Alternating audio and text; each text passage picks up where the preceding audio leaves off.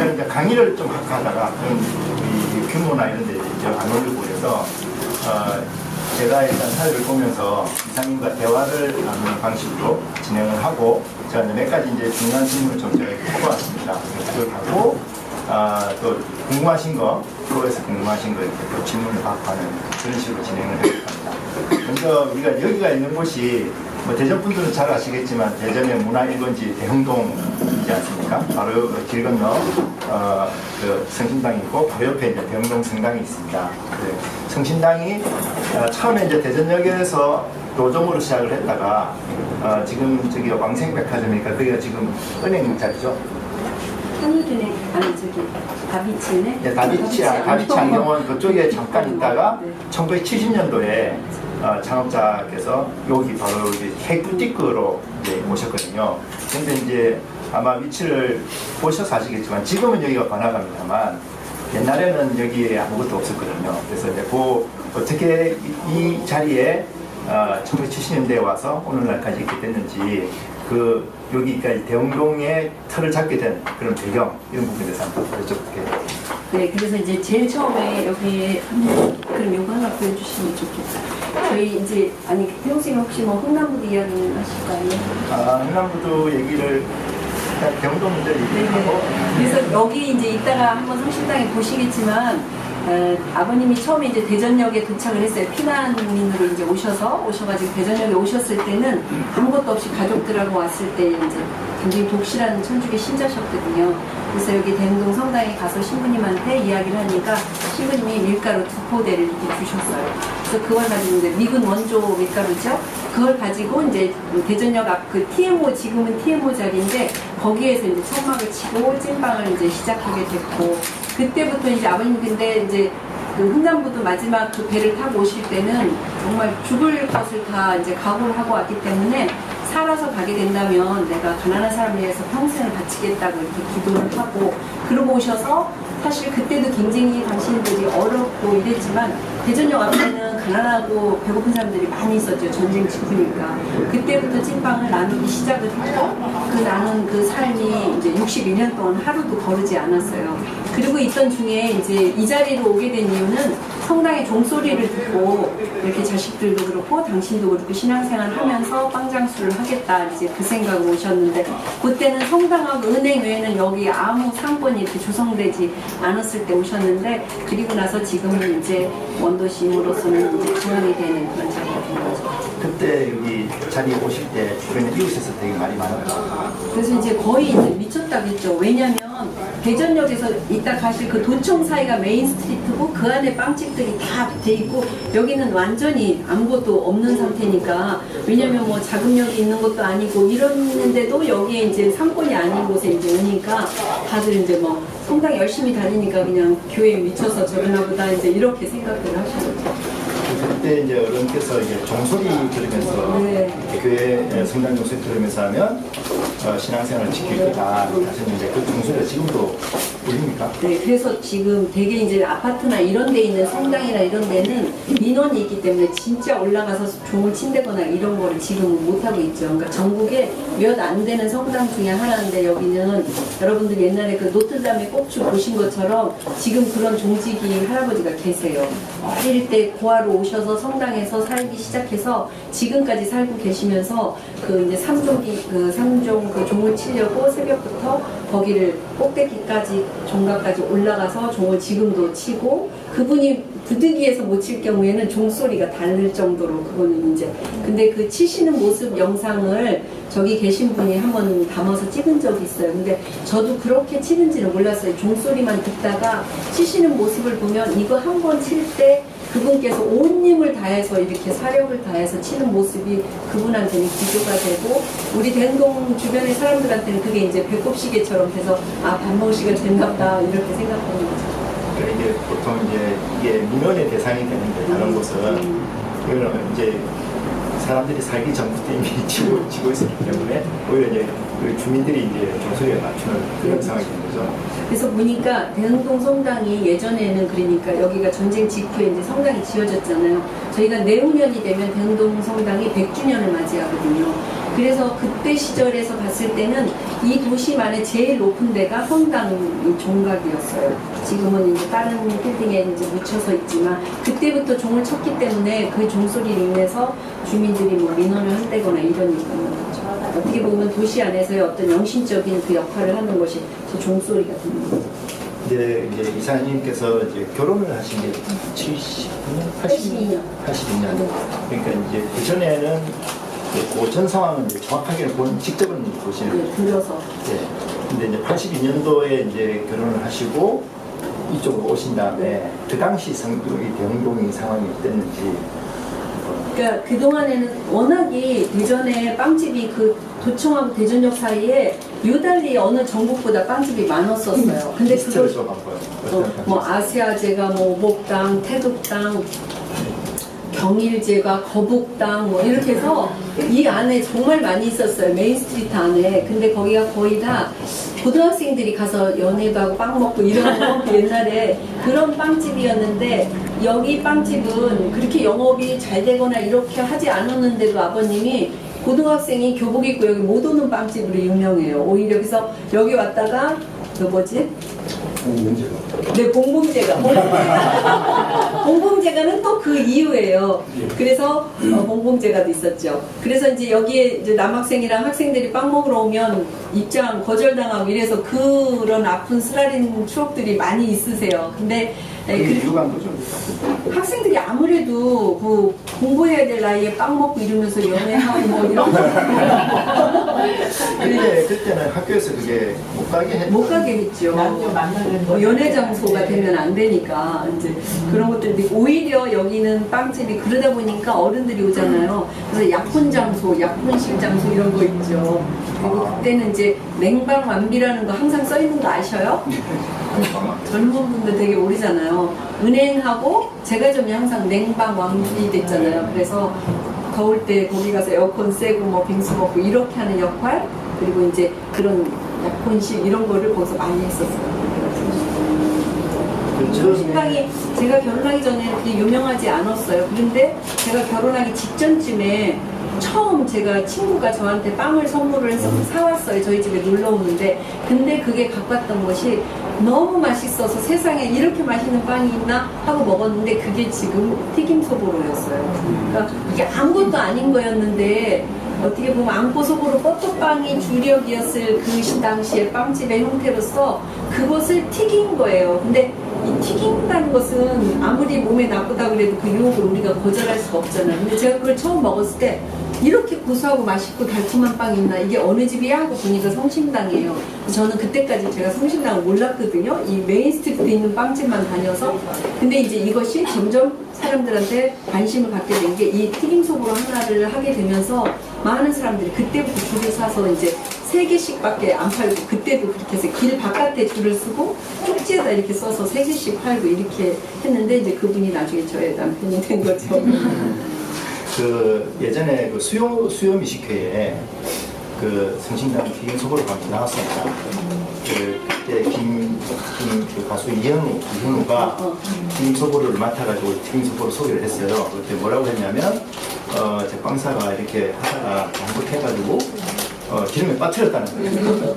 우연히 그걸 먹어보니까 맛있더라. 그래서 튀김소보로가 됐다라고 그 방송에다, TV 방송에다 이렇게 말을 해버렸어요. 그때는 이제 책이 나오기 전이었기 때문에. 근데 그게 어떤 과정을 통해서 튀김소보로가 탄생했는지. 그래서 그거는 저희 직원들이 그것도 굉장히 사실은 흥분을 했어요. 그러지 않은데 사실에 근거하지 않은 얘기를 어떻게 방송에서 그렇게 했을까? 그렇게 제가, 왜냐면 우연히 히트 상품이 되고 이러는 것도 있을 수 있지만, 저희가 그걸 개발할 때 사실은 공장장님하고 굉장히 그 남편이 오랫동안, 그러니까 아버님 때 하셨던 빵집을 이제 장남이니까 그걸 이제 하게 되면서 처음 나왔던 작품이었는데, 그것이 지금까지 정말 저희 성심당을 먹여 살리는 그런 핵심 상품이 된 거잖아요. 그런데 그럴 때 정말 그 공장장님하고 계속 그거를 어떻게 하고 이렇게 하던 중에서 만들어진 거였었거든요. 그리고 나서도 그게 그 맛이 그냥 지금까지 쭉 가는 것이 아니라, 그러면서 계속 기계를 바꿔보고 뭐를 하고 이렇게 해서 이제 나오게 돼서 지금의 맛이 유지가 되고, 그러니까 진화가 하지 않고 그대로 있는 것 같지만 사실은 저희 안에서는 그게 점점 계속 진화하고 이러고 있는데, 그냥 TV에서 이것이 잘못해서 빠뜨렸다 이래서 우리 직원들이 굉장히 그 다음날 막 흥분하고 이랬는데, 그게 이제 성심당, 저희도 사실은 그렇게 그것 때문에 성심당이 크게 되는 계기가 됐지만, 이제 고객들이 알아봐 준 거였어요, 성심당은. 그런데 그게 이제 90년대 되면서는 워낙에 뭐 유럽 빵들이, 좋은 빵들이 많이 나오면서 저희들도 걔를 약간 뒤로 미루고 새로운 상품들, 유럽의 빵 이런 거 개발에 몰두하고 있는 동안에 얘는 저희들한테도 사랑을 덜 받게 된 거죠. 덜 받다가 저희들이 이제 이따 이야기도 할 수 있지만 어려운 과정을 겪다가 가장 성심당스러운 것이 무엇일까라고 집중하던 그런 시기가 있었거든요.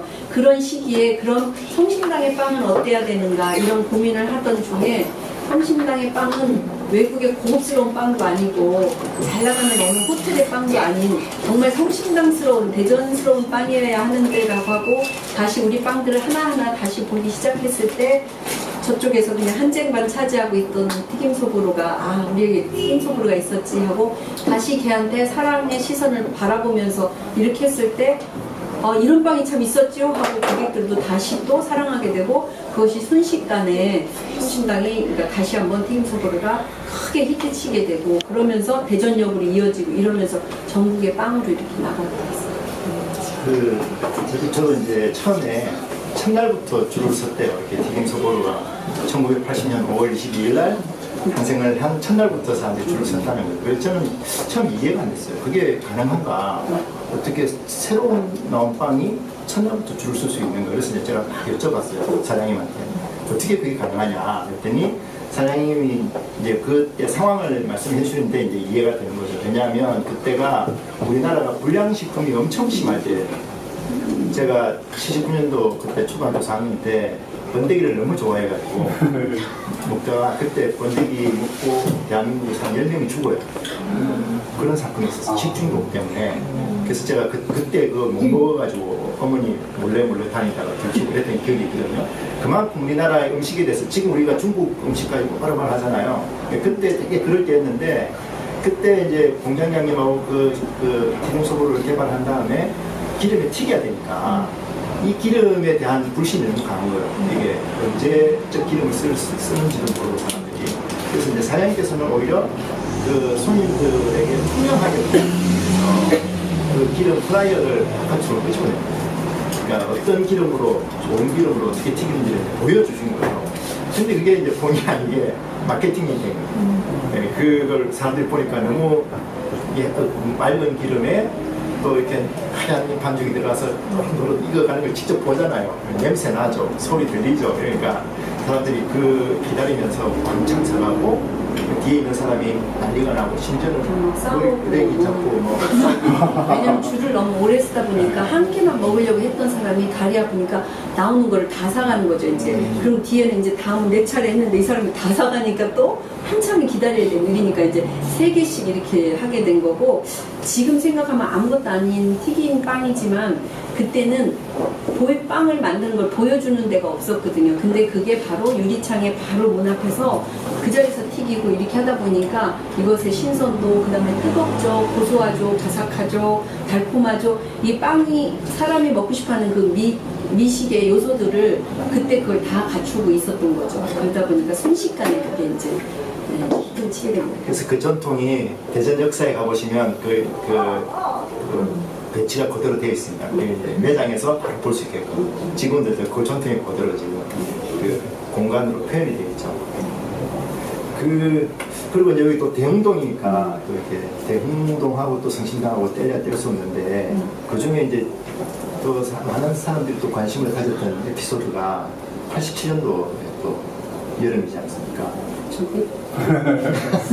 뭘 항쟁 얘기죠? 유월항쟁 때. 예. 그때 대흥동 성당이 이제 서울로 치면 명동 성당처럼 많은 그 분들이 이제 여기 대흥동에서 피신도 하시고 하셨대요. 그리고 이제 시위도 이쪽에서 많이 일어나고 그때 이제 보시면 바로 저기잖아요.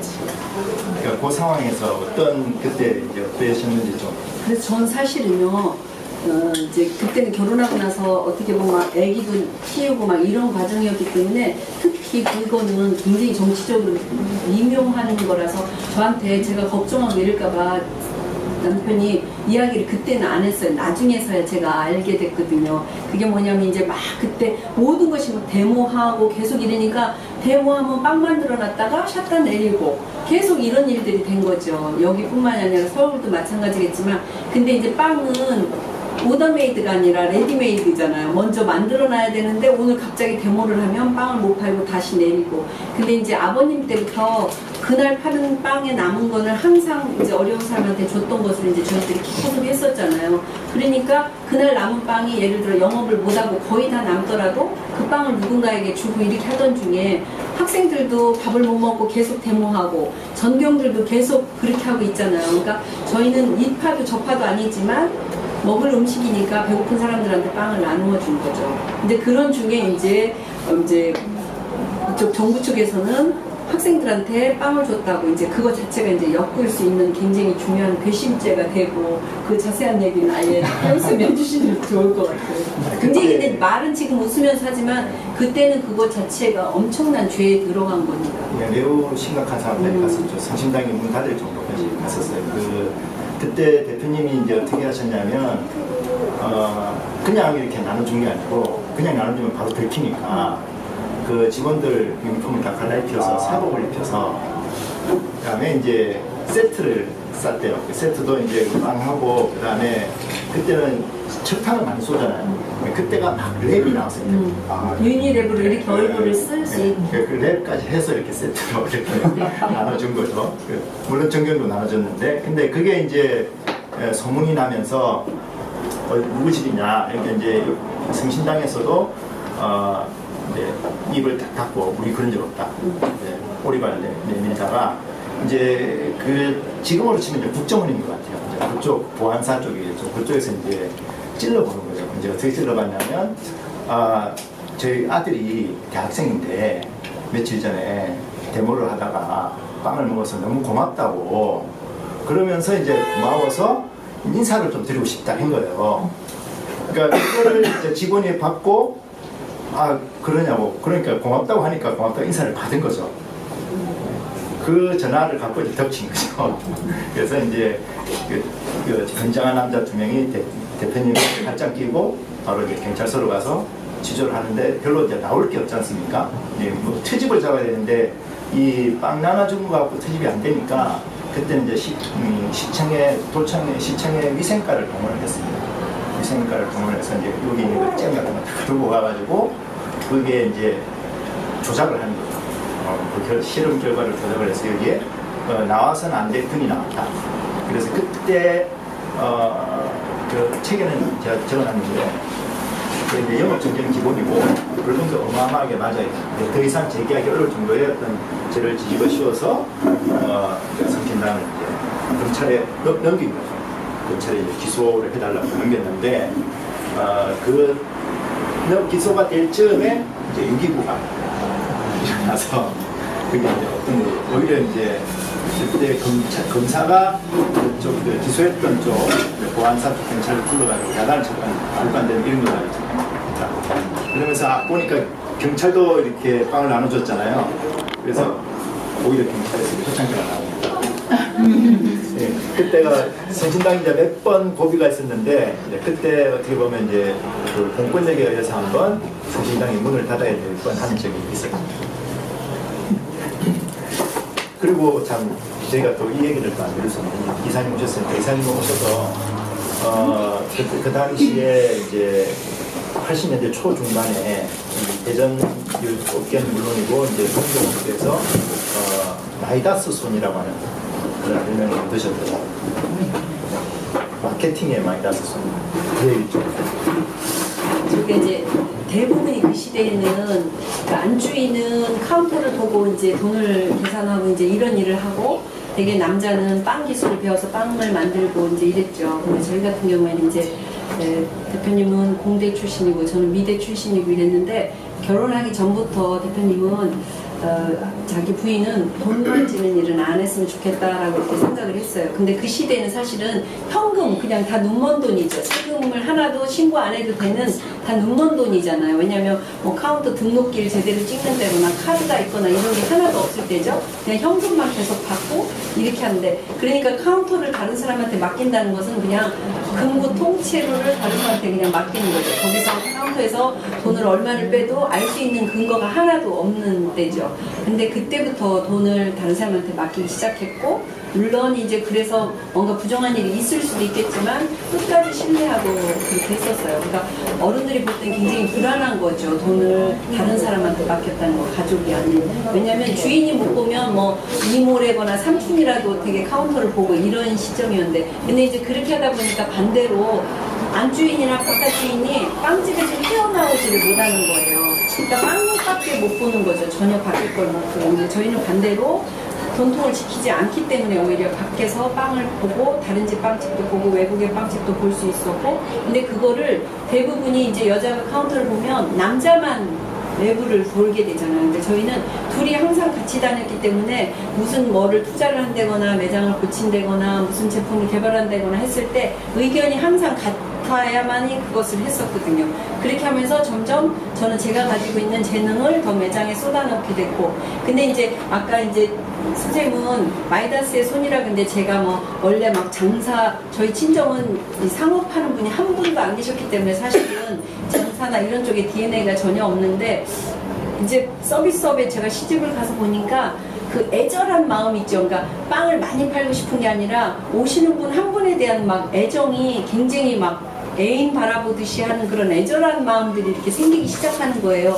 그래서 온 마음을 다해서 그 손님한테 이렇게 이야기를 하고 이렇게 하다 보니까 그게 정말 통하는 거. 이걸 막 많이 팔기 위해서 막 얘기하는 게 아니라 통하는 거. 그리고 이제 그러다 보니까 매장에 뭔가 재미있는 요소들을 뭔가 줄 수 없을까 해가지고 거의 이벤트라는 단어가 없을 때 처음으로 이제 발렌타인데이나 무슨 이런 여러 가지 이벤트를 제과점에서는 전국 최초로 뭐든지 이벤트를 하게 된 거예요. 그러니까 그렇게 하는 것들이 이제 손님들한테는 굉장히 즐거움의 요소였고 또 대전은 지방이다 보니까 서울의 모든 게 다 이렇게 밀리고 있는데 서울보다 더 잘하는 것들이 성심당 안에 있는 것들을 이제 손님들이 알게 되니까 서울에 갈 때 이런 거 예를 들어 뭐 포장빙수래거나 뭐 이런 거는 서울에 없었거든요. 전국 최초 개발이니까. 그러니까 그렇게 발명품 같은 것을 이제 생크림 케이크 이런 게 서울 사람이 못 먹어봤을 때 이걸 들고 가는 거예요. 그럼 서울 사람들이 깜짝 놀래고 이러면서 이제 자부심이 저절로 생기게 되고 그러니까 무슨 일만 있으면 성심당에 오면 해결된다. 이제 이렇게 되다 보니까 그게 다 매출로 이어지고 이제 이렇게 됐던 것 같아요. 그래서 저도 그게 더 탄력을 받고 근데 그럴 때 막 머리를 쥐어짜고 하는 게 아니라 정말 이렇게 막 애절한 마음이 굉장히 간절해서 발렌타인데이 때는 초콜릿만 파는 게 아니라 그 초콜릿을 선물하는 대상하고 저하고 1대1 무슨 연애 상담사처럼 연애 편지까지 제가 다 써줬어요. 한 10년 넘게를 오시는 손님들, 그러니까 이분하고 남자하고 1년 된 사이다. 그럼 1년에 맞춰서 써주고, 뭐 내년에 결혼하게 됐다. 그럼 그거에 맞춰서 써주고 하면서 관계가 더 그 소통되는 것들이 굉장히 긴밀하게 됐고, 그것이 지금까지도 내가 우리 때 연애 때는 이렇게 했었는데 성심당에서 이런 것이 그냥 오래 세월이 지나면서 추억으로 각자 다 다른 추억을 지니게 된 거죠. 그게 이제 매출하고 연결이 된 거죠. 사실 그 시절에 이제 70년대, 80년대 때는 이제 국가적으로 이제 분식이나 이런 것들을 권장했던 시대이기 때문에 사실 빵집을 하면 마케팅을 할 필요가 없었거든요. 손님이 자연스럽게 오는 시대. 그래서 이제 메뉴도 굳이 개발할 필요도 없었고 굳이 마케팅을 안 해도 이제 장사가 되는 시대였는데, 그때 이제 대표님은 새로운 개발 혁신을 하셨고 또 이사님께서는 마케팅을 또 하셨고, 그러면서 이제 성심당이 굉장히 일치월장을 하게 됩니다. 근데 우리가 이제 또 인생을 살다 보면 내가 열심히 하는 것과 상관없이 이렇게 세상의 조건이 바뀌다 보면 힘들어지는 상황이 생기죠. 아까 제가 저기 소재동에서도 말씀드렸지만 둔산에 새로운 신도시가 생기면서 지금은 이제 대흥동에 사람이, 은행동에 사람이 많지만 굉장히 이제 침체되는 이제 위기가 오게 되는데, 그때 실제 하루하루를 보시잖아요. 네. 그 상황은 하루하루 보시면서 그때 이 대흥동이 어디까지 추락을 했었는지 한번 추억을 해보시나요? 저희가 이제 그때 80년대 그 원도심이 이제 최대로 성심당이 중심지가 됐을 때는 제가 무엇을 기획하면 하나를 기획하면 30%의 매출이 이렇게 오르기 시작한 거예요. 그러다 보니까 여기 아까 저 길 건너 그 자리에서 빵집을 하다가 점점 정말 장족의 발전을 하고, 그래서 공간이 뒤로 이전을 하게 돼요. 그러니까 100평으로 더 넓혀서 이렇게 가게 되는 거죠. 그래서 여기 보시면 여기가 이제 이게 뒤 본점이거든요. 지금의 본점. 그래서 이때 이제 저희가 외식 사업도 하게 되고 이러면서 베이커리 레스토랑이 최초로 생기게 돼요. 그래서 이제 이루고 있어서 이제 막 잘 되던 중에 90년대 말이 되면서 이제 둔산에 신도시가 생기게 되고, 이러다 보니까 거기 아파트가 생기면 아파트 문 앞에 항상 있는 게 뭐예요? 그쵸? 최고 좋은 입지에 항상 빵집이 어디든지 다 있잖아요. 그러다 보니까 이제 주택 문화만 살다가 대전 사람들이 아파트를 알게 되면서 이제 아파트 생활을 즐기게 되고, 거기 있는 빵집이 서울에서 있는 빵집이기 때문에 그 브랜드라는 이미지에 이제 좋고, 여기는 이제 굉장히 열악한 게 주차장이 없기 때문에 여기를 나와야 될 하등의 이유가 없는 거죠. 그러니까 시내에 나와야 되는 이유는 단지 성심당 오는 거 외에는 다 다른 것이 있으니까, 성심당 빼놓고는 신도시의 모든 것이 다 있게 된 거죠. 그런데 이제 실수요 고객들이 대부분 다 신도시로 빠지게 되니까 생각보다 여기는 컴컴하고 이렇게 활력이 없는 도시로 이제 동네가 변해가기 시작을 한 거죠. 그때 이제 제가 생각한 게, 둔산 신도시나 아니면 뭐 서울의 강남역 이런 데서 내가 80년대 했던 그런 어떤 빵집을 다시 한번 해보면 너무나 신나고 재미나게 할 수 있을 텐데, 그런 어떤 상상 같은 걸 하게 된 거죠. 그러고 있던 중에 정말, 그런데 왜 나는 이 도시 은행동 153번지에서 빵 장사를 할까, 그런 생각들을 많이 하게 됐어요. 그리고 성심당이 쏙 빠져있는 이 도시를 생각했을 때는 완전히 아무것도 없어진 거, 도시 자체가 그냥 문을 닫아야 할 만큼 여기는 아무런 메리트가 이전에는 없었죠. 그러니까 그전에는 여기가 주택은행이었기 때문에 그 아파트 분양 때문에 여기에 사람들이 참 많이 왔었거든요. 근데 이제 은행이고 뭐고 와야 될 일이 여기가 없기 때문에 시내에 나와야 되는 이유 하나는 성심당 빵을 사러 오는 거. 근데 그 빵도 집 앞에 다 프랜차이즈가 있기 때문에 구태여 불편한데 여기까지 오지 않아도 되고, 이런 어떤 그 속 안에서 저희들이 점점 매출도 줄게 되고, 이제 이런 것들이 저희들도 함께 이제 그 신도시의 그것과 함께 이렇게 되고, 거기에다가 그것은 다 이제 매출이 점차 주는 거. 그러다 보니까 또 직원들도 이제 회사가 점점 힘을 잃어가나 보다, 이런 여러 가지 갈등 요소들이 함께 있으면서 복합적으로 회사에서 어려움이 찾아오게 되죠. 근데 이제 하이라이트가 이쪽이죠. 제일 힘들었던 하이라이트. 네네. 네, 거기에다가 이제 그 프랜차이즈, 대기업의 프랜차이즈의 그 대전에 그때가 최고 확장 속도가 빨리 있었고, 그러던 중에 저희들도 마찬가지로 사장님 동생이 성심당 프랜차이즈를 또 저희 동의 없이 또 하게 됐어요. 그래서 그것이 굉장히 큰 이미지에 손상도 입혔고, 그러니까 대전에서는 성심당이 굉장히 창업주 때부터 좋은 일도 많이 하고 맛도 있지만 가난한 사람들을 많이 이렇게 하고 이런 데더라 이런 것들이 있고 이러던 중에 이제 프랜차이즈 사업을 하게 되고 그러다 보니까 빵 맛도 다르게 되고 너무 많이 확장을 하고 이러면서 신용도 잃게 되고 이런데 그것이 타격이 이제 본점으로 오는 거죠. 같은 건 줄 알게 되니까 또 그런 중에 이제 또 그 프랜차이즈마저 부도가 나게 되고 이러면서 그런 그 부채를 떠안아야 하는 문제 그리고 이제 시민으로부터 신뢰를 잃는 문제 이런 여러 가지가 복합적으로 오면서 저희한테는 가장 큰 이제 어려운 시기가 그때 이제 오게 된 거죠. 그때는 이제 1990년대 중반부터 이제 신도시가 생기면서 어려움이 계속되어 오다가 2000년대, 90년대 말, 2000년대 초에 그 프랜차이즈 문제가 생기면서 또 이제 이제 부도가 났었거든요.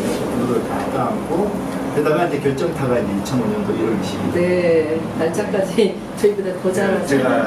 제가 결혼한 날. 그래서 이제 회사가 점점 이렇게 겉으로 볼 때는 괜찮지만 내부적으로는 그런 어려움들이 이렇게 있고 그러고 있던 중에 이제 공장에 불이 이제 나게 된 거죠. 이게 불이 나오고 이러니까 이제 다 모든 것들이 이제는 더 이상 어렵겠다 이런 생각을 하고 있던 중에 생각 밖으로 그 다음날 직원들이 저렇게 플랜카드를 거는 거예요. 자기들이 우리가 한 가족인데 그걸 몰랐다고 하면서 한 가족이라는 단어를 그때 이제 직원들이 스스로 쓰게 된 거죠. 저희들은 이제 카톨릭 신자이기도 했고 아까 이제 그 전에 보였지만 여기 보면 그 EOC 기업이라는 말이 여기서 나와요. 이거는 요즘에 이제 뭐 사회적 경제, 뭐 시민 경제 이런 얘기들이 많이 나오지만 이거는 모두를 위한 경제라는 뜻으로 한국에서는 경제 방식인데 이코노미 오브 커뮤니언이라고 포클라레 운동에서 나온 그 EOC 경제 방식이에요. 근데 이거를 저희들이 그 국제 이 학교를 갔다 오고 나서 성심당이 그동안에는 착한 빵집으로서 이렇게 살았다면 그것을 넘어서서 뭔가 정말 이 도시에서 빵집을 해야 되는 어떤 이유 이런 부분들 내가 왜 빵장수를 해야 되나 이런 부분들의 것들을 이 학교를 가서 이제 찾게 된 거죠. 이거를 찾았지만 이 경제 방식을 다 우리가 도입해서 쓸 수는 없었어요. 회사 자체는 굉장히 어려웠고 이런 중에. 근데 오히려 반대로 화제가 나고 이러면서 뭔가 새롭게 시작을 하든지 아니든지 둘 중에 하나야 하는 그런 기로에 놓이게 됩니다.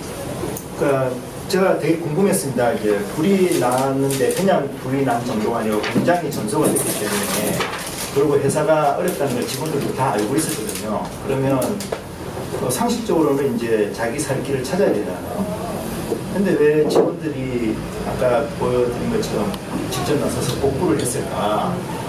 하필이면 그때 성심당 직원들이 착한 사람들만 있었나? 좀 이런 되게 의구심이 있는 거예요. 그런 경우는 없잖아요. 사실 사람이 다 거기서 거긴데 근데 왜 성심당 직원들은 그 상황에서 오히려 이제 사업주는 포기를 생각하고 있을 때 왜 직원들은 복구를 하려고 그 마음을 가졌을까? 하나가 됐을까? 그게 되게 궁금했었어요. 그러면서 보니까 가장 어려우실 때, 그러니까 성심당이 가장 어려울 때 아까 보여드린 EOC라는 거, 그거를 가장 어려우실 때 그거를 도입을 하셨어요. 그거를 어렵지만 5년 동안 실천하신 거예요. 그 실천하신 것 중에 최고로 힘들었던 게 세금 내는 거예요. 세금 낸 게 좀.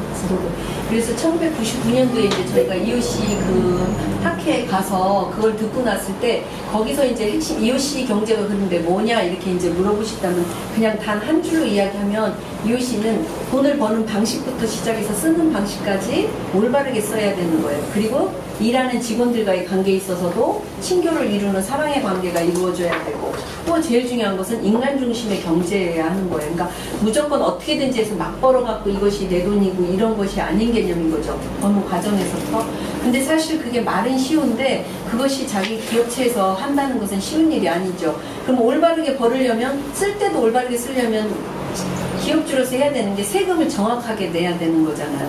그래서 우리가 돌아오면서 한 게 이게 좋다 이렇게 끝나는 게 아니라 구체적으로 빨리 살아보자 즉시로 이렇게 해서 한 것이 직원 1인분의 월급을 그동안에 왜냐면 성심당이 좋은 일을 많이 한다더라 이러니까 많은 데서 후원을 요청하고 도와달라고 하고 이래요.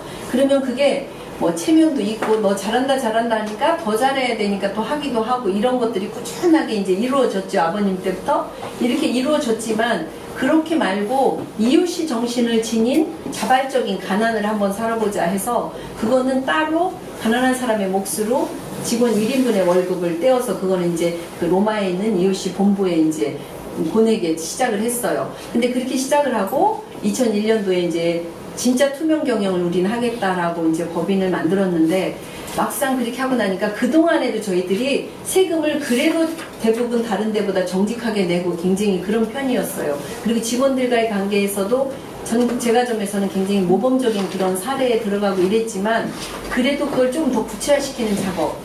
근데 이제 세금을 이제 법인 전환해서 내려고 하니까 매출은 조금씩 계속 줄었잖아요. 그치만 나가야 되는 건 줄지가 않잖아요. 되게 보면 직원들 월급 해마다 올려줘야 되는 문제, 거래처 결제, 현금 결제하고 뭐 이렇게 하다 보고 은행에 빚이 많이 있었잖아요. 이자 나가야 되고 이런 여러 가지 그 와중에 막 IMF도 있었고 이런 여러 가지가 있었을 때 세금을 낸다는 것은 우리가 거의 한 10% 이익이 거의 10% 나는 구조였었거든요. 저희가 10% 나는 구조인데 그것이 부가세로 해서 세금 나가는 게 나면 3달 그렇게 해서 갱신 내면 다음 또 3달이 돌아오고 그러니까 세금 내는 일만 거의 한 10년은 열심히 해야 될 정도로 집중해서 해야 됐죠. 그러면 직원들이 결산 회의를 하면 투명하게 하기 때문에 회사의 방향이나 이런 거를 계속 결산도 같이 보고 이랬는데 직원들이 보면 매장에 손님은 항상 많은데 결산을 하면 왜 회사는 남는 게 없냐. 그게 원인이 뭐냐 하고 봤을 때는 세금 다 내서 그렇다. 이제 직원들이 볼 때는 사장님이 너무 마음에 안 드는 거지. 저렇게 해갖고 어떻게 회사를 운영할 것이며 이제 이런 것들이 마음에 안 들고 이랬죠. 그럼에도 불구하고 그 작업을 꾸준하게 하면서 우리는 새로운 방향에 이제 들어가게 되는데 그 중에서 이제 화제를 복구하는 그 과정이 이제 저희는. 그래서 제가 이제 좀 감정이입을 해봤어요. 제가 직원이니까. 제가 성신당 직원인데 불이 났어요. 그냥 어떻게 해야 되나 그런 그 과제가 있잖아요. 근데 아마 그동안에 99년도에 성신당이 이웃이 기업이 되고 그때 경영자로서 보여주신 기간이 한 6년 정도 되더라고요. 그러니까 그 동안에 사장님이 하신 걸 이제 직원들이 본 거죠. 그렇게 봤을 때 이 회사는 우리 회사다라는 생각을 하지 않았을까. 만약에 회사가 힘들어도 사장님 챙길 다 챙기고 어디 부동산 살 거 다 사고 이렇게 해놨으면 나도 빨리 내 살 길 찾아서 떠나야지 했겠는데 아마 그 과정에 힘드셨겠지만 그 과정에 직원들이 보지 않았을까 그런 좀 생각을 하게 됩니다. 직원들은 일단 기본적으로 사장님에 대한 신뢰도나 이런 건 굉장히 높은 편이었어요. 다른 왜냐면 제가 업계가 전국이 다 같기 때문에 우리 사장님은 이렇다, 본인들끼리 만나면 우리 회사는 이래, 이런 것들이 같이 얘기가 있거든요. 그랬을 때, 우리 회사의 사장님은 이렇더라, 이런 것들이 본인들도 알고 있지만, 그렇지만 그래도 직원들은 직원이라서 회사가 어려워지면 불투명한 어떤 자신에 대한 미래, 이런 부분들이 있잖아요. 그런데 오히려 화제가 딱 났을 때 직원들이 그동안에 회사에서 받았던 그런, 그러니까 예를 들어 집이 어려워지면 큰아들이 갑자기 막 휴학을 하고 막 장남 노릇하고 가장 노릇하고 이런 것처럼 오히려 회사가 불이 나니까 직원들이 훨씬 더 많이 성숙해지면서 우리가 한 가족인데 하고 다 같이 막 이제 같이 복구 작업을 하게 되고 이러면서 우리들끼리 더 강하게 뭉치게 되는 이런 일들이 생기는 거죠. 그렇게 해서 지금 이제 오늘 우리가 보고 올 수 있는 어떻게 보면 이제 두 번째 아까 그 87년도에 그 공권역에서 한번 성신당이 아슬아슬했다가 2005년도에는 이제 불 때문에 옆집에서는 불이 넘어오면서 또 한 번 아슬아슬했다가 지금까지 이제 지금 보시는 성신당이 되어 있습니다. 근데 이제 뭐 다른 이야기를 지금 다 하면 또 질문하실 시간이 없으니까 이제 하나만 이제 또 하고 이제 마이크를 넘겨드릴게요. 그러니까 지금 이제 성신당으로 발전하게 되는 큰 계기 중에 하나가 이제 대전역이잖아요. 대전역이 2012년도 11월 달인가요?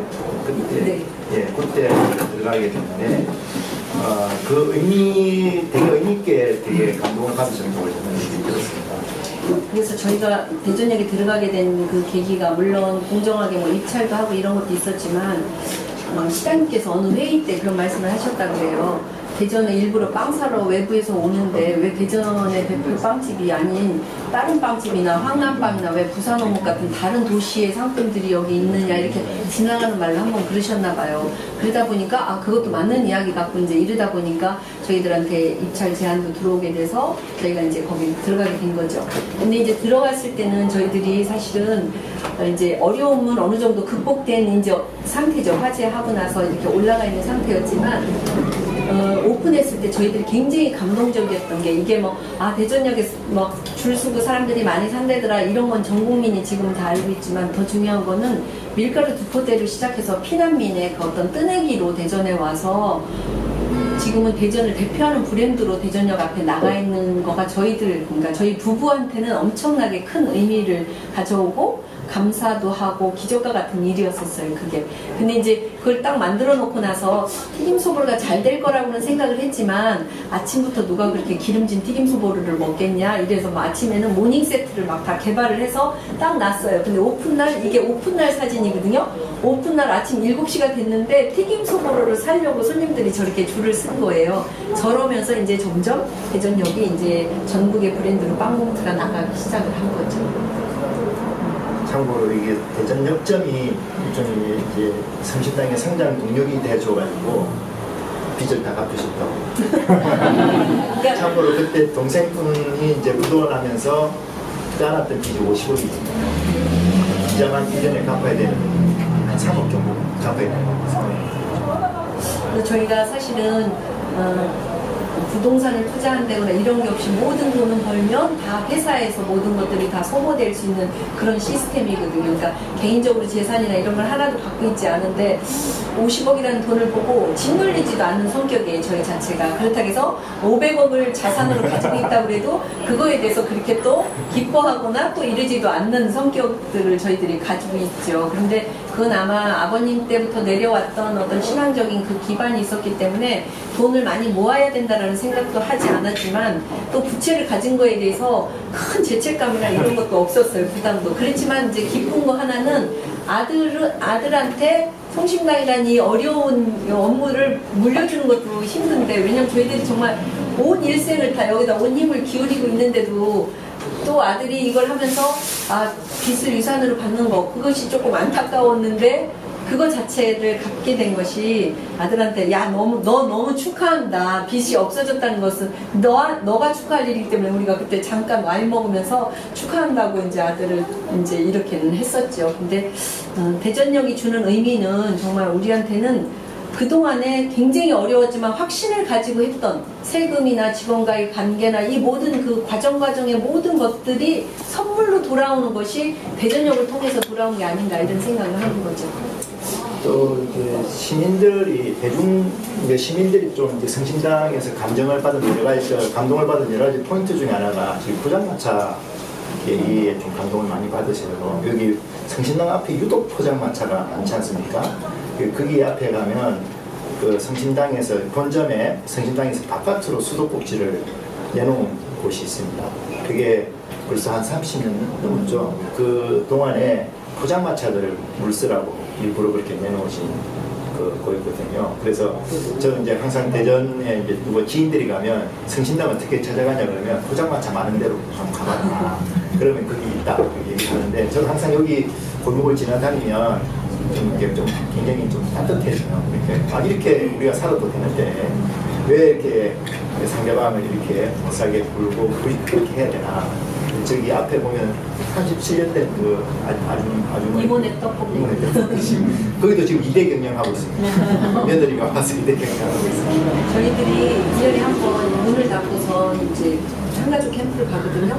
그러면 정말 가족처럼 이들이 자기들끼리 맥주 같은 거 이런 거 사서 맛있게 먹으라고 주기도 하고 그러는데 그게 그냥 뇌물로 받는 게 아니라 정말 서로 오고 가는 정으로 받아서 저희들이 그걸 받고 굉장히 기뻤어요. 저희들이 이제 명절이 되면 이 동네에 거의 빵을 다 이렇게 선물을 하거든요. 근데 그런 개념이 아니라 없지만 이들이 저희들한테 맥주 몇 박스 선물하는 것은 서로 사랑이 오고 가는 마음이라서 굉장히 그것을 기껍게 받아요. 이렇게 얘기하죠. 네, 저희 혹시 이제 또 성신여기 대전에 사시는 분들도 꽤 되시고 또 이 오늘 프로그램 때문에 여기 오신 분들도 계신데 성심당에 이제 궁금하신 거 직접 물을 수 있는 기회를 드리겠습니다. 평소에 궁금하신 거. 대전을 안 떠나시는 이유라기보다도 뭐 다른 데 지정을 해달라는 게 질문도 있을 텐데요. 그래서 여기 보면은 어디지? 여기 있다. 롯데에 저희가 팝업 스토어를 나갔잖아요. 예. 팝업 스토어를 나갔을 때 정말 이렇게 아무것도 없는 데다 밤새 빵집을 만들었는데 브랜드 인지도가 있을까 저희들 사실 좀 걱정했었어요. 대전에서는 알지만 그런데 오픈을 하자마자 줄을 이런 식으로 애워쌌는데 어떻게 해결할 방법이 없을 만큼 많은 사람들이 왔고 하루 매출이 이 공간 안에서 4,300만 원을 올린 적이 있어요. 그러니까 롯데 측에서도 무엇을 했을 때 이런 적이 한 번도 없었죠. 근데 이제 너무 약을 세게 먹은 것처럼 롯데 측에서는 이걸 보고 너무 좋은 거죠. 그 뒤로 저희 롯데 사장님은 무조건 성심당 같은 데를 데리고든지 성심당을 데리고든지 해라. 이제 엄명이 떨어진 거예요. 그러니까 MD는 이거로 인해서 스타가 됐지만 이거로 인해서 스트레스를 너무 많이 받게 된 거예요. 근데 이제 중요한 거는 여기서 저희들이 전국적으로 저렇게 줄을 쓰다 보니까 사람들이 SNS를 통해서 야 성심당 줄 장난 아니야 막 이러면서 계속 이제 전국의 SNS를 막 통했을 거 아니에요. 그러다 보니까 더 전국적으로 빨리 알게 됐지만 저게 되자마자 된 게 바로 신세계 롯데뿐만이 아니라 신세계 현대 이런 데서 그 다음날부터 저희들이 스타가 된 거죠. MD가 찾아와서 이제 너무나 좋은 조건에 러브콜들이 들어오게 됐고 그것은 저희들한테 많은 유혹이 된 거죠. 왜냐면 기업에 몇 번 없는 그런 기회가 특히 너네들이 원하는 자리에 너네들이 원하는 수수료로 이렇게 해가지고 파격적인 조건에 그런 콜들이 들어오게 된 거죠. 그랬을 때 저희들이 내부적으로 결정한 것이 대전을 찾아오는 빵집이 되고 서울을 그러니까 외지로 가지 않고 오히려 대전에 와야만 빵을 살 수 있도록 하자. 사실 그게 어떻게 보면 결정적인 실수일 수도 있겠지만 저희들이 선택한 것은 그거였고 그런 결과로 인해서 정말 이렇게 많은 사람들이 줄을 서서 먹는 그런 이제 빵집이 이렇게 저희들이 된 거죠. 그렇지만 매출에 있어서 아마 서울에 갔으면 분명히 얻는 것들이 어마어마하게 컸을 거예요. 규모가 다르니까. 그렇지만 이뤄야 하는 것도 있어야죠. 저희들이 돈을 많이 벌면 이뤄야 하는 것들은 아마 성심당의 본질을 잃을 수 있죠. 왜냐면 너무 바쁘고 막 지치고 이러면 사람이 짜증이 나고 이러면 우리가 생각했던 동료 간에 서로 사랑하고 사랑으로 만든 빵을 만들자 했는데 제가 힘들고 힘든데 어떻게 사랑을 하고 뭘 하겠어요. 그러면 회사 자체가 돈 때문에 모든 게 다 뒤죽박죽되고 그 다음에 이제 제가 지난번에 얘기한 것처럼 원도심일 때 분명히 대전에 은행동에서 내가 해야 될 몫이 있을 거라는 그런 확신을 가지고 있었고 그런 시기가 점점점 다가오고 있는 걸 느끼게 된 거죠. 그랬을 때 저희들이 그래 이렇게 성심당이 잘 되니까 주차장이 없고 너무 열악하고 이래도 사람들이 주말이 되면 이렇게 오시죠. 이러면 이분들이 빵만 사가지고 가지 않죠. 떡볶이집도 들리고 카페도 들리고 주차장도 되고 이러면서 이 빵집 하나로 인해서 이 도시가 다시 활기를 찾게 되고 이런 어떤 것들이 있을 거라는 생각이 들었고 그것이 점차 지금 이루어지고 있는 것이죠. 그러면서 조금씩 생각해 나간 것이 이제는 도시에 대한 애정이 점점 더 커나갔어요. 제가 그전에는 대전 인구가 몇 명인지 이런 거에 대한 아무 관심도 없었지만 점점 이제 대전의 인구는 몇 명이고 이런 거에 관심을 가지면서 처음 작게 시작한 것이 바로 이렇게 이제 지역성을 살린 거죠. 그래서 우리가 대전역에서 이제 시작이 됐기 때문에 대전브루스라는 노래가 바로 대전역을 중심으로 이루어지는 거잖아요. 그래서 똑같은 떡이고 똑같은 몽블랑이지만 저 안에 대전의 어떤 봉은산 이런 이름들을 브랜드 네이밍을 하게 되면서 점점 사람들도 대전 시민으로서의 자부심을 갖게 되는 계기를 시작을 했고 그것이 지금은 조금 더 이제 광범위하게 나가면서 도시를 같이 생각하게 되는 거죠. 저희 그러니까 빵집은 하지만 빵집을 통해서 그 도시 안에서 저희들이 해야 되는 어떤 사회적인 역할이나 책임 이런 것들을 서서히 이제 알아가게 되는 거예요. 그리고 그 결정을 너무나 잘했다라는 생각을 더 하고 있고요. 지금. 사장님께서 항상 그 지점 얘기가 나오면 그 천안 호두과자 말씀하세요. 그 호두과자가 이제 전국에서 다 팔잖아요. 그래서 그 당시에는 돈을 많이 벌었을지 모르지만 그 지금 사람들이 천안 호두과자를 선물로 가져와서 고맙다고 얘기하는 사람이 잘 없죠. 하지만 성심당은 이제 겨우 10,000원짜리지만 튀김 소금 하나 가져가면 귀한 걸 가져왔다고 얘기해요. 그게 아마 무치기 싫은 본질이 아닐까 그런 생각이 듭니다. 또 뭐 또 궁금하신 거 있으세요? 혹시 성심당 빵에는 방부제나 보존제 같은 거가 사용이 되나요? 그런 건 당연히 안 들어가는 게 왜냐면요. 그리고 방부제 보존제는 저희뿐만이 아니라 어느 제과점도 제 생각에는 넣지 않는다고 생각이 드는데 파리마켓이나 이런 데서 파운드 케이크 같은데 보존제가 들어간다고 얘기를 들어서 그 서로 트레저러하고 그 보존 날짜 차이가 나는 게 보존제 차이라고 뭐 얘기하는 걸 들었었거든요. 근데 제 생각에는 그러지는 않을 것 같아요. 왜냐면 몸에 나쁜 것을 대기업에서 그렇게 함부로 겁 없이 넣을 수는 없는 아주 조금씩은 허용이 될 만큼 상태에서 들어가는 것 법적으로 같은데. 네. 저희는 그리고 있잖아요. 어떻게 보면 그러니까 대전브루스떡 같은 경우에도 만들자마자 그냥 대량으로 만들어서 냉동실에 넣어놓고 팔으면 충분히 맛이 아주 좋거든요. 근데도 그걸 안 하는 이유가 그러니까 직원들이 손발이 굉장히 고달픈 이유가 저희의 히트 상품은 당일 먹어야만 되는 상품이 다 히트 상품이에요. 이렇게 뭐 과자가 히트 상품이다 이러면 한꺼번에 한 달 전에 만들어서 나가면 뭐 전국으로 좋잖아요. 근데 저희는 튀김소보를 기름으로 튀긴 거죠. 부추빵 야채죠. 케이크 안 되죠. 전국으로 나갈 수가 없는 제품이 다 히트 상품이에요. 그러니까 굉장히 불리한 조건이지만 그러니까 꼭 와서 먹어야 되는 거죠. 근데 보존제는 아마 다른 데도 안 쓸 것이고 문제는 저희가 냉동으로 해서 팔아도 충분히 가능하지만 그래도 그날 만들어요. 그러면 굉장히 하루밖에 못 만들지만 하루 만들고 남은 빵은 항상 어떻게 해요? 다른 데 보내잖아요. 아깝죠. 한 달에 저희들이 그냥 그러니까 누가 뭐 도와달라고 후원하는 그런 빵 말고요. 그냥 어려운 사람 위해서 그 아버님 때 했던 그런 빵이 나가는 것만 한 달에 한 3천만 원에서 웃돌아요. 그것만. 근데 그 빵은 뭐냐면 직원들이 어려울 땐 그랬어요. 우리도 그냥 모닝 세일 같은 거에서 50% 싸게 해서 팔자. 이게 왜냐면 다 인건비하고 원가니까. 근데 대표님이 그거는 이런 지하에 안 된다. 왜냐면 돈을 내는 여러분과 같은 고객이 있지만 돈을 내지 않지만 또 다른 고객이 기다리고 있는 거죠. 매주 수요일 날은 우리 집에 성심당 빵이 오고 매주 목요일 날은 또 어디에 성심당 빵이 가고 그걸 기다리는 분이 있는데 다만 돈만 내지 않는 거죠. 근데 그렇게 돌다 보니까 빵이 보존제를 넣어야 되나 뭐를 넣어야 되나 할 필요가 없는 거예요. 포장할 필요도 없는 거예요. 왜냐면 다음 고객이 있기 때문에. 그러니까 저절로 신선도나 뜨거운 빵이 그거는 저절로 돌아가는 거예요. 우리가 계획하에 의해서 마케팅을 하는 게 아니라 그냥 되는 거예요. 하나만 더 여쭤볼게요. 네. 생크림을 여기는 생크림을 다 우유로 만드나요? 네, 네. 방송에서 딴 데 나온 거 식물성. 근데요, 이거를 아셔야 돼요, 여러분들. 저희가 이제 생크림을 엄밀히 따지면 전국에서 두 번째인데 거의 처음이나 마찬가지예요. 돌아가신 탤런트 남성훈 아세요? 네. 아시죠? 네. 그분이 여명제가라는 제과점을 잠깐 했어요. 그때 그분이 일본 기술자를 초대해서 생크림 케이크를 처음 시작했어요. 근데 그 히트 치지는 못하고 그분 또 돌아가시고 이러면서 그게 없어졌는데 저희가 일본에 가서 생크림을 먹어보고 세상에 이런 케이크도 있나 깜짝 놀란 거죠. 근데 시럽 케이크는 한 달도 괜찮을 정도일 수 있잖아요. 그게 버터로 달게 해놓기 때문에 오히려 한 3일 지나야 맛있는 게 시럽 케이크거든요. 버터가 스며 들어가야 되니까 그래서 이제 오랫동안 두고 파는데 생크림 케이크는 하루밖에 못 팔거든요. 근데 생크림 케이크를 입어서 먹어보고 이걸 어떻게 만들 수 있을까 우리가 굉장히 고민을 했는데 여명제가의 그 기술자가 온 거예요. 그래서 그 기술자를 저희들이 초대를 해서 그 기술을 배웠어요. 그리고 나서 여명제가는 없어져서 거의 이제 공식적으로 보면 저희가 처음으로 이제 하다시피 하게 된 거죠. 그러다 보니까 생크림 케이크에 대한 인식이 없으니까 손님들이 상했다고 가져오고 뭐가 물컹거린다고 또 바꾸고 이래서 생크림 케이크 어떤 때는 한 30개 남으면 그거가 이제 또 복지관으로 가기도 하고 뭐 이랬었거든요. 근데 지금 말씀하신 것처럼 대기업에서는 생크림 케이크를 할 수가 없었어요.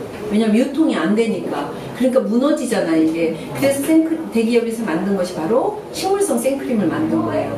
그거는 각이 딱 살고 중심을 잡거든요. 근데 생크림은 우유, 소에서 나오는 우유로 만드니까 어떻게 해요? 다른 건 다 식물성이 좋은데 생크림만큼은 동물성이 진짜인 거죠. 그 식물성은 가미된 거다. 모양만 생크림인 거지 아닌 거죠. 그러니까 저희는 동물성 생크림 씁니다라고 홍보할 수는 없어요. 손님들은 아 그럼 굉장히 기름지고 나쁜 걸 쓰나 보다. 오히려 반대로 이렇게 생각할 수가 있죠. 근데 생크림은 그 몇 퍼센트를 쓰느냐가 굉장히 중요한 거예요. 그러니까 프로테이지에 따라서 케이크 맛이 왜 다르지? 그러니까 이거는 생크림의 그러니까 품질의 문제가 있는 거죠. 그 우유 농도를 얼마큼 넣는지 이런 거에 있는 거지. 다 생크림을 지금 쓰고 프랜차이즈도 지금은 다 기술이 발달돼서 동물성 생크림을 쓰기는 다 하죠. 다. 그게 이제 다. 배합을 해서 쓴다는 거죠. 네, 아마 어떻게 배합되는지 뭐 프랜차이즈는 모르지만 그 생크림을 이제 식물성을 쓰는 거나 이런 거는 지금은 아마 거의 안 할 거라고 생각해요. 식물성 생크림 그냥 첨가물이 들어갔다 생각하시면 됩니다. 그러니까 생크림이 아닌 거예요, 식물성 생크림. 네. 네, 또 뭐 궁금하신 거 있으세요?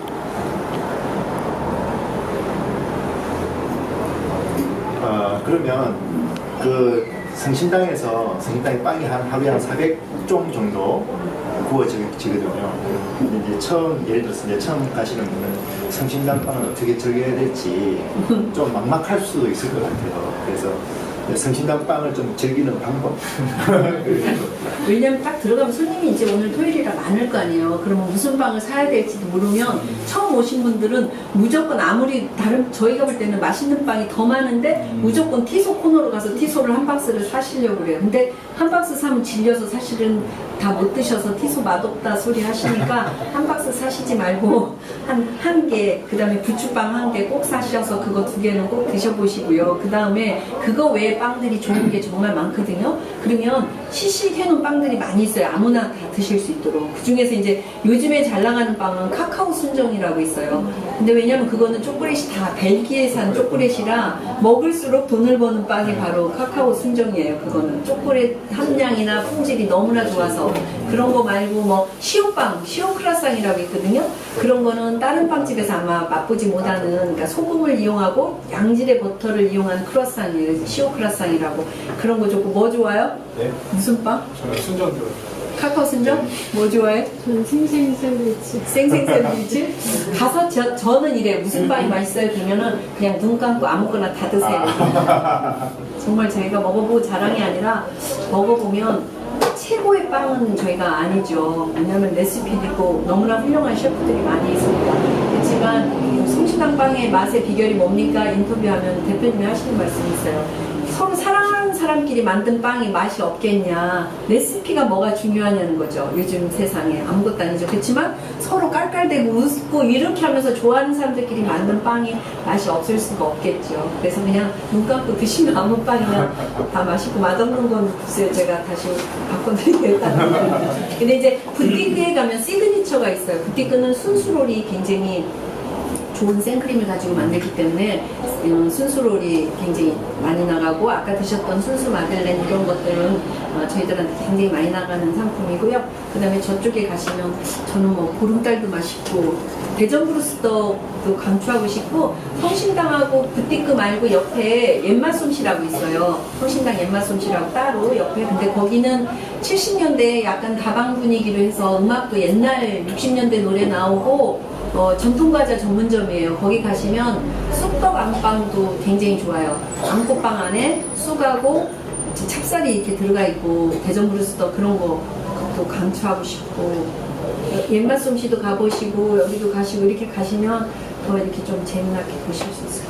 네, 저희 집에 이제 저 말고 다 여자입니다. 제 와이프하고 딸 둘이 있는데 항상 사오라고 하는 게 이제 고문산 메아리 항상 사오라고 하고요. 아, 메아리 빠졌다. 네, 그리고 그 아이들은 또 이렇게 먹물빵을 되게 좋아해요. 오징어 먹물빵. 네, 그거 되게 또 챙겨서 가요. 안 가면 제가 오늘 컴플레인을 드려요. 중고등학생 있는 집은 핫소라고 있어요. 핫소. 그거 맛있지 않아? 핫소. 그쵸?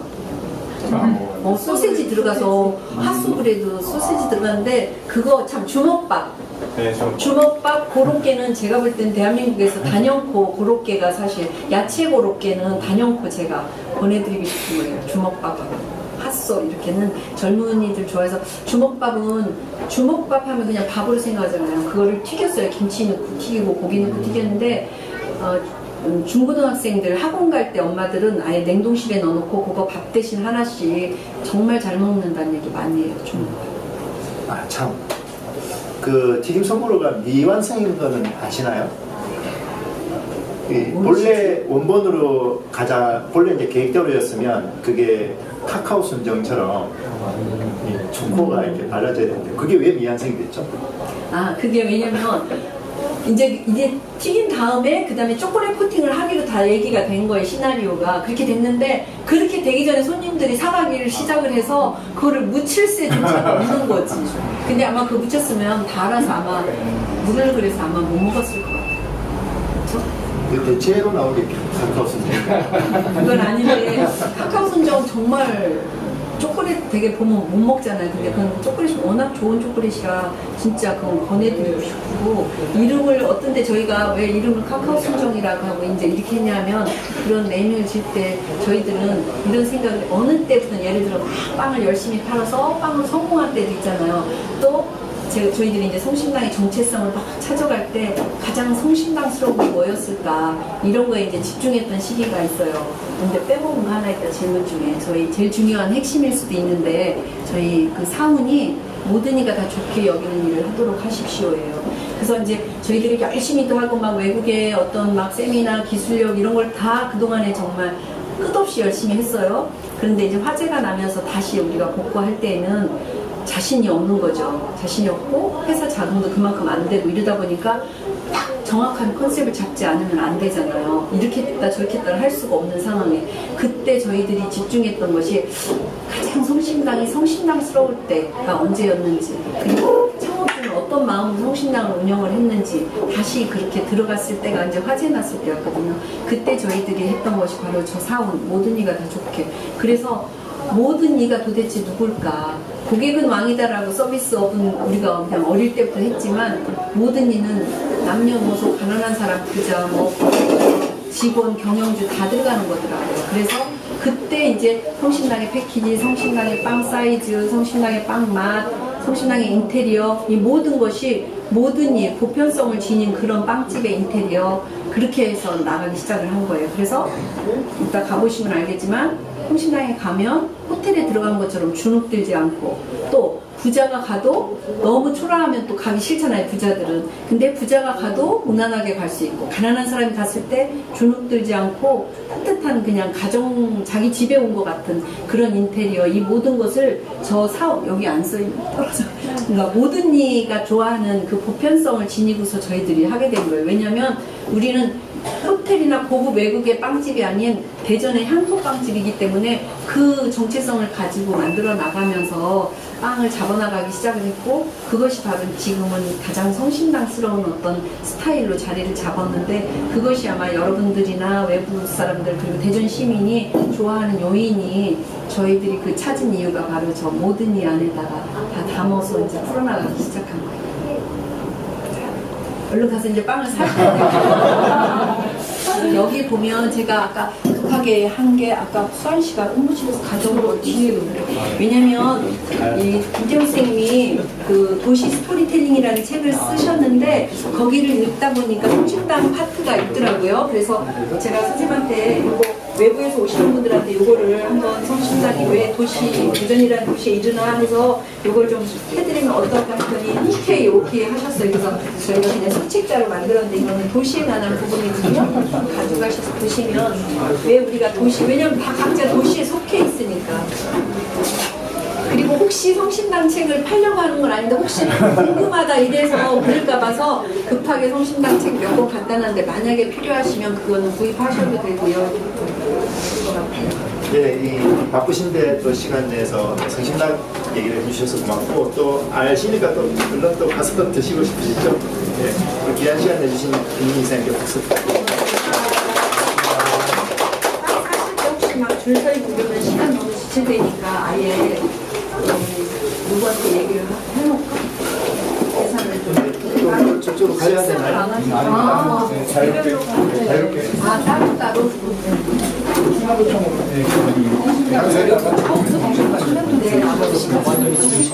내 스스로의 마음을 너무 거창한데, 정말 이제 그거 외에는 다른 거 모르실 거예요. 저는 가게만 초라해서 성당실을 왜냐면 청와대에서 성당이라고 하니까 시작은 예수님을 약간 모욕하는 느낌이 좀 들었겠죠. 워낙 아버님께서 뚝심이 아버님은 거의 바위 같은 거. 한 시간 되셨어야 되는데 기약에 오셔가지고.